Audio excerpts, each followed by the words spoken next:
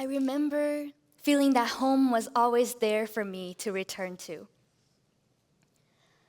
I remember calling my mom out of the blue to consult her on just about everything, like what to wear, what classes to take, and what to do with my life. It was almost 2024. After my first semester at Brown, I was flying home to Chengdu, China for what I call my happy winter break. I had plans for myself, like reading by a sunny window, doing acrobatic workouts, and fighting for karaoke mics. But when the wheels touched down in Chengdu, I was sent straight to the hospital.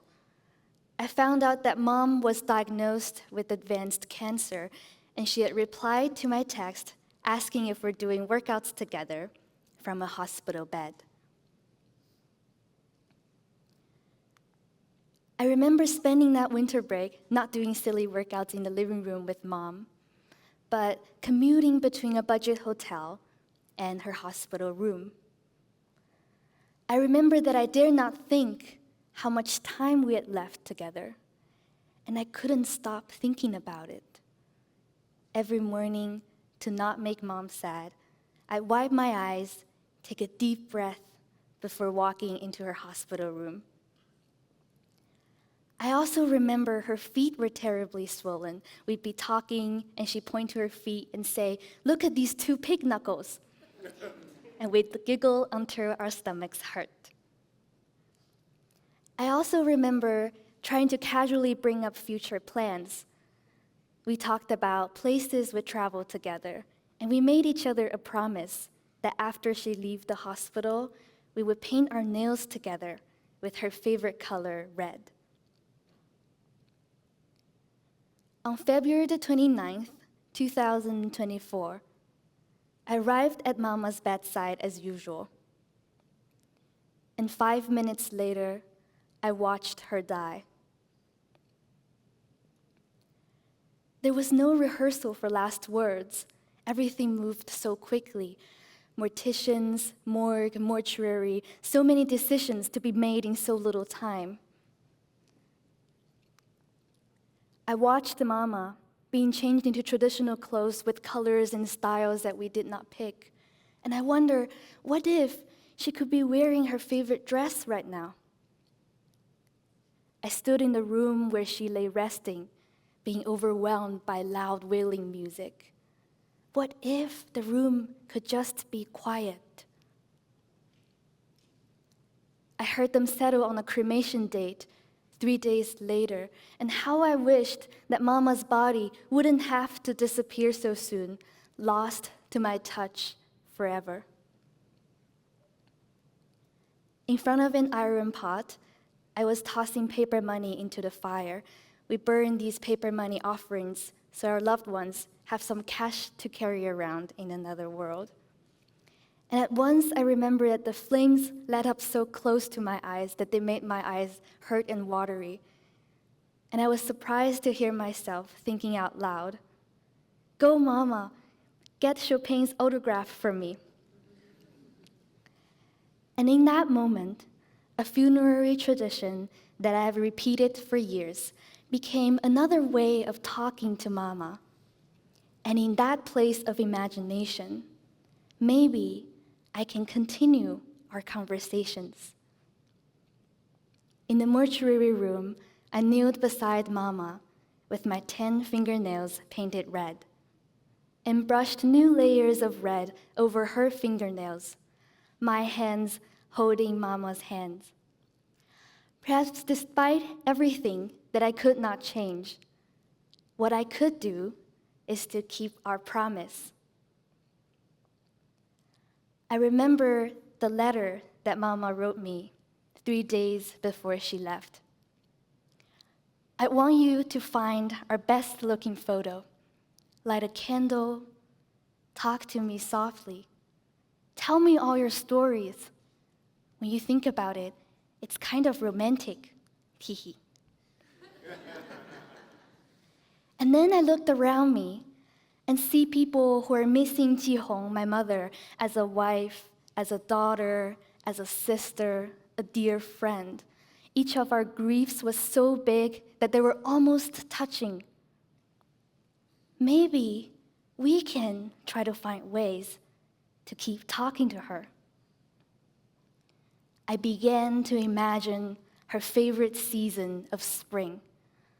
Beneath blue sky and white clouds, family and friends would gather to tell her stories, the singular stories that they had each made with my mother. So we rolled up our sleeves and started busy creating. When the storytelling day arrived, we stood before a DIY photo wall and rode alongside Jihong's life sceneries. We took her hobbies, calligraphy and seal engraving, turned them into bookmarks so we could carry Jihong with us through pages and the seasons. Old friends were reunited across 20 years, and new friends were made on the spot. We were laughing quite a lot. We were also welling up tears. In that way, we came to hold grief together. I remember that there were lilac and tangerine flowers, and the celebration of her life was as beautiful as her life. We were also each holding and reading a book in our hand, and you may wonder, what is this book? Let's travel back 2 months before the Storytelling Memorial to trace its beginning. To pay back all the love and warmth our family has received in this time of grief, we thought to make a gift for family and friends to carry with them. But what gift would be the most meaningful? What about a cartoon action figure that looks like my mom? I remember she had a lot of fun making a dozen like those for the two of us. Or maybe a fountain pen with her handwriting on it. She loved calligraphy. Or something written in different languages. She was a language nerd for sure. As the Memorial Day ticked closer, I laid awake late into the night and felt so anxious. What gift could possibly sum up Mom's whole life? And then it hit me that even as her closest family, we couldn't possibly tell her entire life stories just by ourselves. So maybe we can gather photos and friends from family and friends and turn them into a book, just like the memory albums we used to exchange before graduation. Let's give it a try. I texted family and friends, aunties and uncles, even Mom's old colleagues and classmates that I just added on WeChat a few days ago, asking them to each contribute a photo and a piece of handwritten memory. To my surprise, almost everyone said yes, digging through old drawers to uncover photos and sitting down to write by hand a special time as they remembered with my mother, Jihong. I remember that month to be the most bittersweet deadline rush yet. I taught myself to trace handwriting in Illustrator, tracked conversations with hundreds of contributors, and laid out the pages late into the night. One auntie teased, as she's sending her photo and memory, "Hope this meets Teacher Zhu's standards." And apparently, I really enjoyed assigning everybody homework while I was on leave from Brown with no homework to do myself. In the end, we received 182 stories. With each photo and each paragraph that I tapped open, it felt like a collected piece to my mother's life puzzle. Actually, it really felt like opening tiny blind boxes. And as story after story stacked up, I felt Mother slowly came back to life on the page. Auntie Ling traced their friendship of a lifetime across one page of calligraphy. Uncle Ben used AI art to transport Mom back to an ancient time, so that for the first time ever, she got to wear Han traditional clothing. Auntie He picked lilac flowers to stamp the letter addressed to her grad school friend.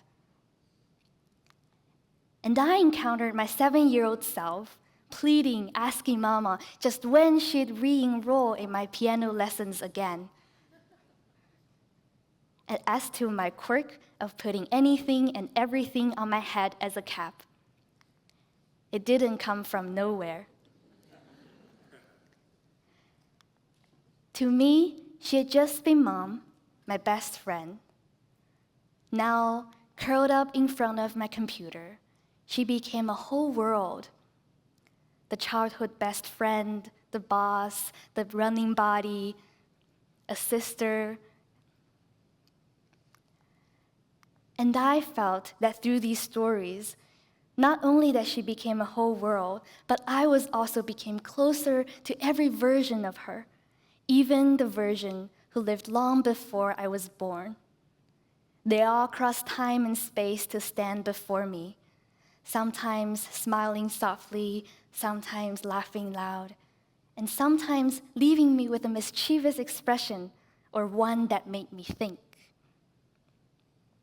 Somehow, we were still talking to each other, and through talking, we became friends too.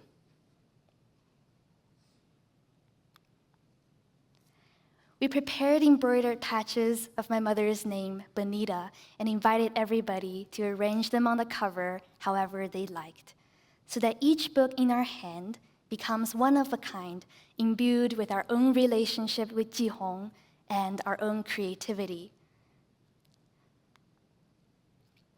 And I remember that Mom loved quiet things like reading and writing things down, so I'd imagine her placing this book, this one that we make together, in the most precious corner at our home in Jintang, reading it page by page and flying back into our memories every time we open it.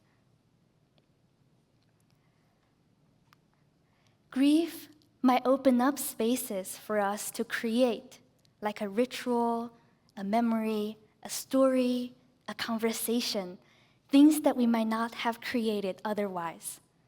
And I'm still learning to create in that space, like translating this red memory book into English, or reading picture books with grieving children in Providence, and brainstorming how we might design and install a wind phone so that we can call our loved ones on the breeze.